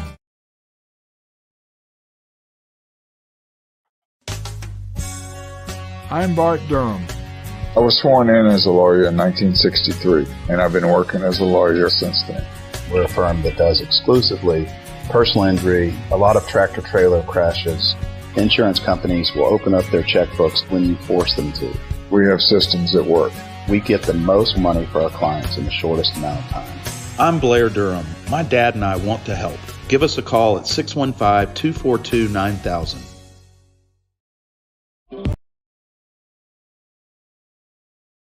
At WellSkin Dermatology and Aesthetics, we pride ourselves in providing access, innovation, and a patient experience second to none. Access to care and treatment when you need it. Innovation with medical-led cosmetics and various on-site technologies for full-service treatments with a customer experience that is calming, casual, and effective. Independently owned, providing medical, surgical, pediatric, and cosmetic dermatology and more. Visit wellskinmd.com to schedule your appointment today. WellSkin Dermatology and Aesthetics. Access to healthier skin. Since 1865, the First Baptist Church of Gallatin on Winchester Street has served its community by catering to the least, the last, and the lost, providing a church of welcome used by God to save the lost, transform the saved, and impact its community. As a proud multi-ethnic congregation, Pastor Derek Jackson personally welcomes you to join them in fellowship Sunday mornings at 8 in person or at 1045 in person or online at firstbaptistgallatin.org. First Baptist Gallatin on Winchester Street, serving with open arms as a true church of welcome. Hey, this is George Plaster, and I'm excited to announce that the second annual Plaster and Friends Celebrity Bowling Night is going to happen Monday, November the 28th at the Hermitage Strike and Spare. The three charities that will benefit are Last Minute Toy Store, Martha O'Brien Center, and Stars. And our intention is to get them that money so it can do the most amount of good at Christmas time. Now, here's where I need your help. I need you to sign up to play in the most fun charity event you've ever been involved in. Imagine 64 foursomes with 64 sports personalities in the area. As a single player, it's $200. If you get a foursome, it's $800. And what I want you to do is reach out to me via email, plastergeorge@gmail.com, and we'll get you signed up and get you ready and raring to go. Again, that's plastergeorge@gmail.com for a night you will never forget.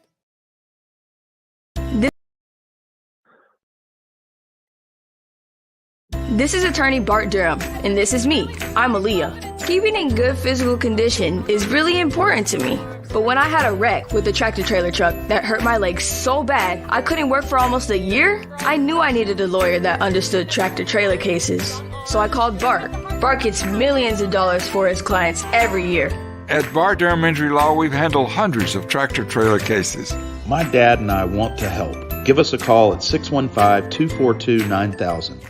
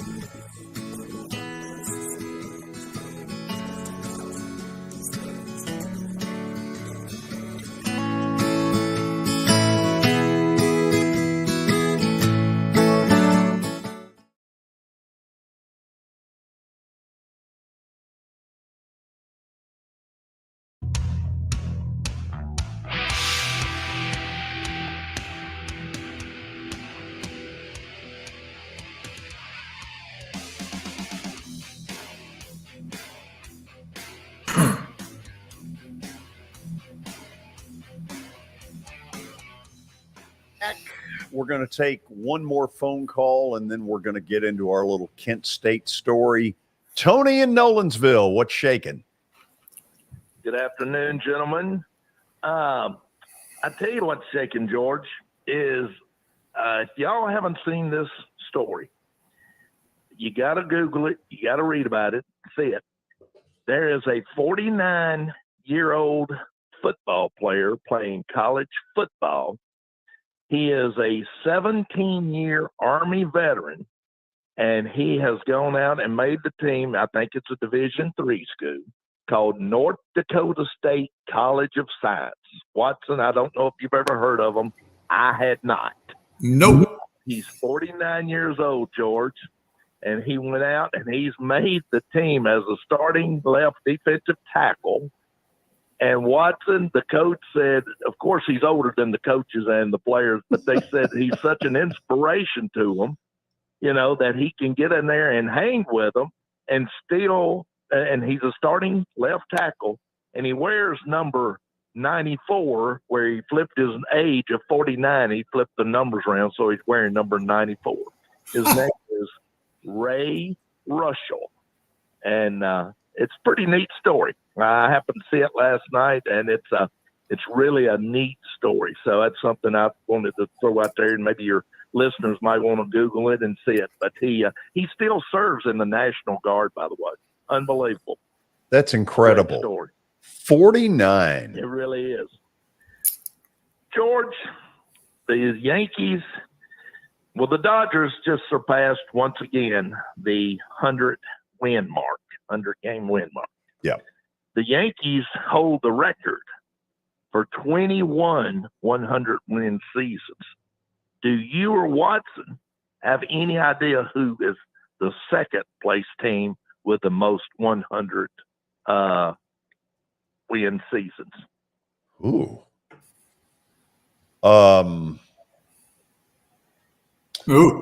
Even with the run of 14 divisional titles in a row, I don't think it's the Braves.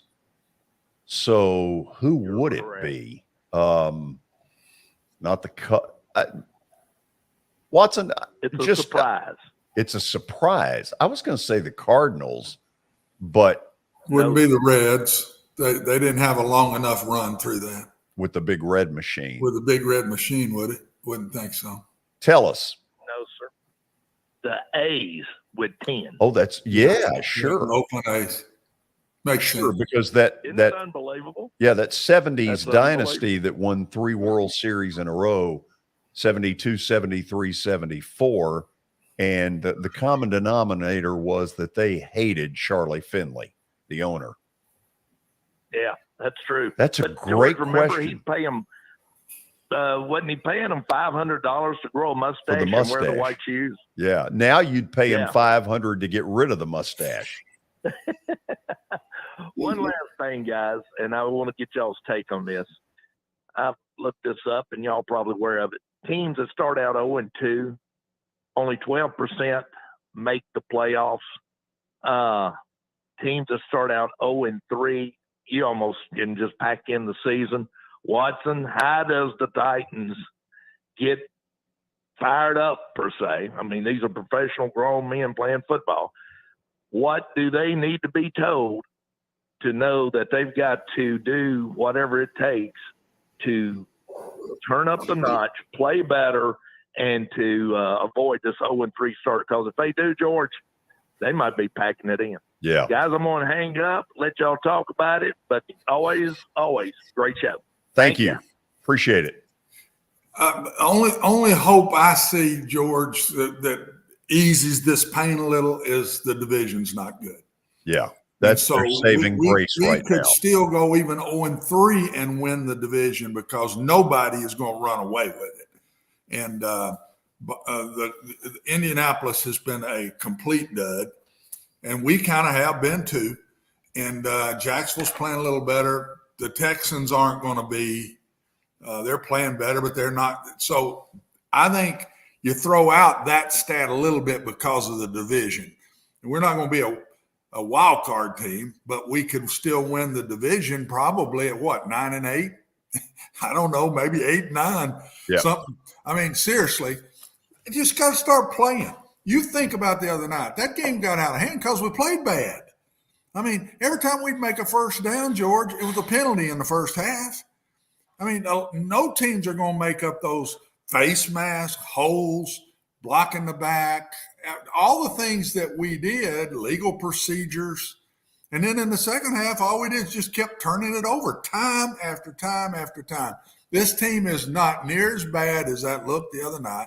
They just got to play better this week and get back to what they do well. So if I'm the Titans, that's all I'm doing. I'm circling the wagons, man.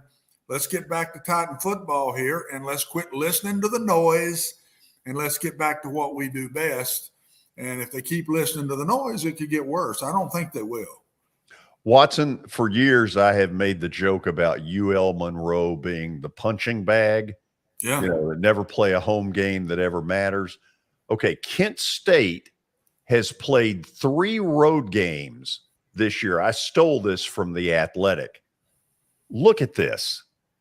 They have made $5.2 million by being get cashed, get smashed at Washington, at Oklahoma, at Georgia. The deal was that the athletic director basically, before the one that's there now, forced this. And the head coach negotiated, and this is weak. he only gets like 250,000 of it to his football program. This is a sad commentary on what's going on right now between haves and have-nots. Yeah, George, it is. And the sad part of this is I've been here. I can talk through this a bunch, but I can tell you right now, to bring in that kind of money and get 250,000 of it is ridiculous. That is not fair to the football program at all. And just think about the psyche of those kids now through this third week's coming up, I guess. They play Georgia this week. And then how many of them are just beat to death? I played 36 of these at UAB when we started the program, 36 of them. I went 4-32 in those games. And the most I ever made was we played 3 a year or 2 a year, and had to because we had a resolution put on us by the board in Alabama that said, if you don't knock this budget down, this athletic budget down, $1 million a year, we're closing down football. So we had to do it, and we did. And so one of the ways you got the money was go to play these games. The most I ever got out of 3 games was $2.5 million. So this is fantastic that the school's getting this. Hopefully they're not going to do it a whole lot. And number 2, come on, man, give the football program a good bit of this money. When I was here at Tennessee Tech, we played, I think, 12 or 13 of them. And we had to have that money. We could not improve the football program if we didn't have that money. The athletic director gave me probably, I'm guessing, 75 to 80% of it for football and used some of it in other sports. This is highly unfair what Kent State's doing, and it's not the norm, George. That's not the norm, is to throw your kids out there and then they don't even get anything from it. Yeah. No, I got a different word for it, but if I use it, I won't be back here tomorrow. No, let's don't do that. No, I want to see your pretty face again. I know you do. But, Watson, there would be a silver lining. No more plaster bet of the day. We're in a slump. Woo. We need a win in the worst sort of way. Let's see if we're going to get it when we come back. This is Main Street Media Television.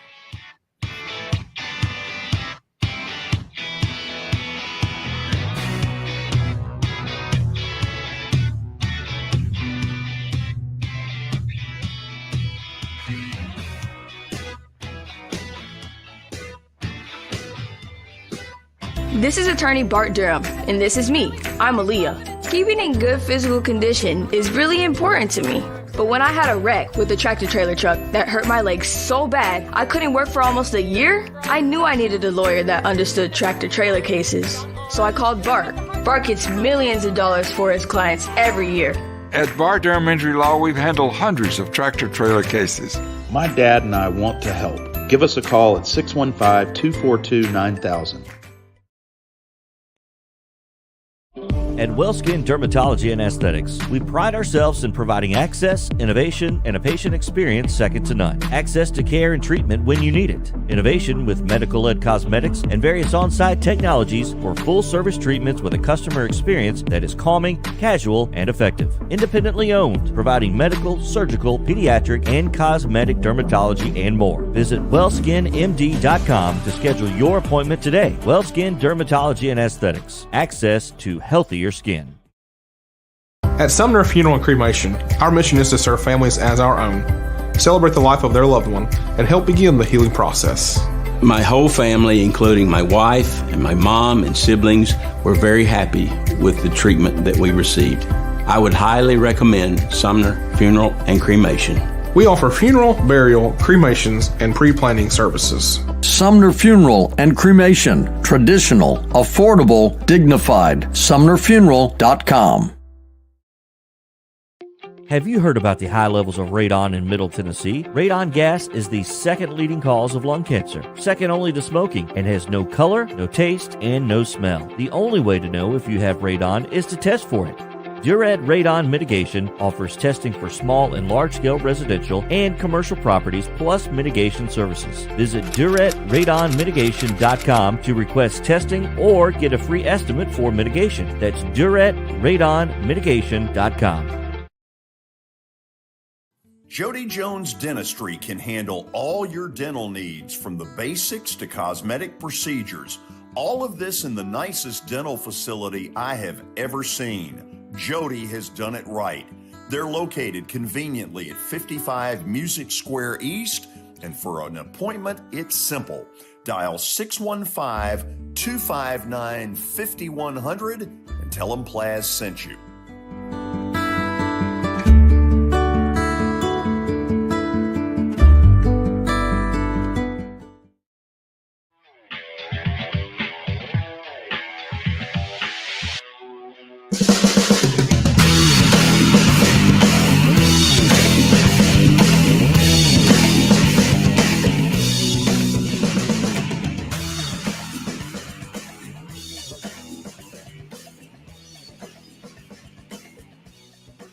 Welcome back into the George Plaster Show. It is now time for Plaster's Bet of the Day, powered by Bart Durham Injury Law. They have aggressively protected the rights of a broad range of victims of car accidents and personal injury in both Tennessee and Kentucky.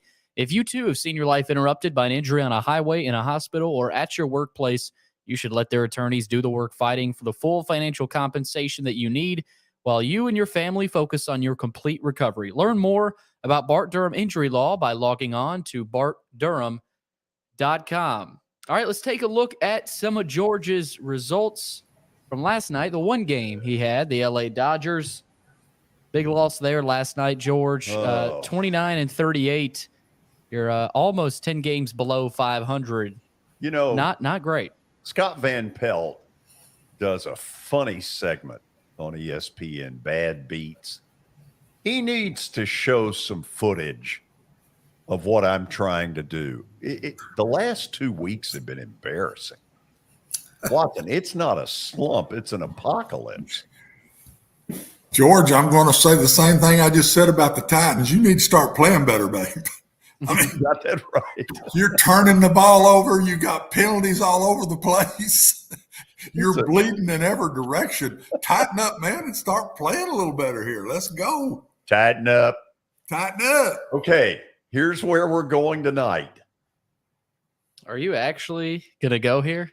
I am. It's an old standby. When all else fails, go with Terry's Yankees, but minus 1.5 because you get better odds that way.